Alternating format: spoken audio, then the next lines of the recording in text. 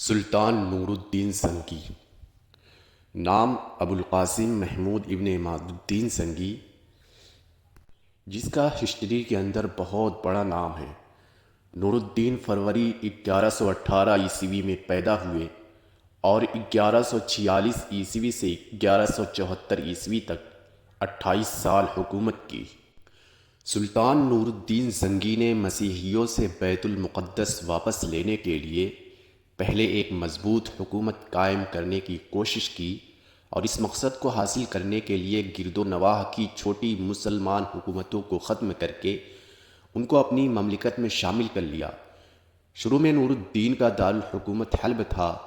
549 ہجری میں اس نے دمشق پر قبضہ کر کے اسے دارالحکومت قرار دیا۔ اس نے صلیبی ریاست انطاکیہ پر حملہ کر کے کئی قلعوں پر قبضہ کر لیا۔ بعد ازاں ریاست ایڈیسا پر مسلمانوں کا قبضہ ختم کرنے کی عیسائیوں کی کوشش کو بھی ناکام بنا دیا۔ دوسری صلیبی جنگ کے دوران دمشق پر قبضہ کرنے کی کوشش کو بھی سیف الدین غازی اور معین الدین کی مدد سے ناکام بنا دیا اور بیت المقدس سے مسیحیوں کو نکالنے کی راہ ہموار کر دی۔ سلطان کی شروع سے خواہش تھی کہ بیت المقدس جو پہلے مسلمانوں کے قبضے میں تھا، مسلمانوں کی حکومت کے کمزور ہونے کے بعد پھر عیسائیوں کا قبضہ ہو گیا، ان سے دوبارہ واپس لینے کی کوشش اور تمنا تھی۔ دوسری صلیبی جنگ میں فتح کے بعد ہی مسلمان تیسری صلیبی جنگ میں فتح یاب ہو کر بیت المقدس واپس لینے میں کامیاب ہوئے۔ اس زمانے میں مصر میں فاطمی حکومت قائم تھی، لیکن اب وہ بالکل کمزور ہو گئی تھی اور مصر چونکہ فلسطین سے ملا ہوا تھا، اس لیے مسیحی اس پر قبضہ کرنا چاہتے تھے۔ یہ دیکھ کر نور الدین نے ایک فوج بھیج کر 564 عیسوی میں مصر پر بھی قبضہ کر لیا اور فاطمی حکومت کا خاتمہ کر دیا۔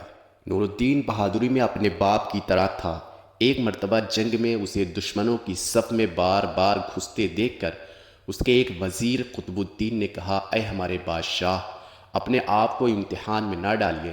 اگر آپ مارے گئے تو دشمن اس ملک کو فتح کر لیں گے اور مسلمانوں کی حالت تباہ ہو جائے گی۔ نور الدین نے یہ بات سنی تو اس پر بہت ناراض ہوا اور کہا، قطب الدین زبان کو روکو، تم اللہ کے حضور گستاخی کر رہے ہو۔ مجھ سے پہلے اس دین اور ملک کا محافظ اللہ کے سوا کون تھا؟ نور الدین نے شریعت کی خود پابندی کی اور اپنے ساتھیوں کو بھی پابند بنایا۔ انہیں دیکھ کر دوسروں نے تقلید کی، جس کی وجہ سے عوام میں اسلام پر عمل کرنے کا جذبہ پیدا ہو گیا اور لوگ خلاف شرع کاموں کے ذکر سے بھی شرمانے لگے۔ نور الدین صرف ایک فاتح نہیں بلکہ ایک شفیق حکمراں اور علم پرور بادشاہ تھا۔ اس نے سلطنت میں مدرسوں اور ہسپتالوں کا جال بچھا دیا۔ اس کے انصاف کے قصے دور دور تک مشہور تھے۔ وہ بڑی ذاتی زندگی گزارتا تھا۔ بیت المال کا روپیہ کبھی ذاتی خرچ میں نہیں لایا۔ مال غنیمت سے اس نے چند دکانیں خرید لی تھی جن کے کرائے سے وہ اپنا خرچ پورا کرتا تھا۔ اس نے اپنے لیے بڑے بڑے محل تعمیر نہیں کیے بلکہ بیت المال کا روپیہ مدرسوں، شفاخانوں، مسافر خانوں کے قائم کرنے اور رفاہ عامہ کے دیگر کاموں میں صرف کرتا۔ دمشق میں اس نے ایک شاندار شفاخانہ قائم کیا تھا جس کی دنیا میں مثال نہ تھی۔ اس میں مریضوں کو دوا بھی مفت دی جاتی تھی اور کھانے اور رہنے کا خرچ بھی حکومت کی طرف سے ادا کیا جاتا تھا۔ نور الدین نے تمام ناجائز ٹیکس معاف کر دیے تھے۔ وہ مظلوموں کی شکایت خود سنتا اور اس کی جانچ پڑتال کرتا تھا۔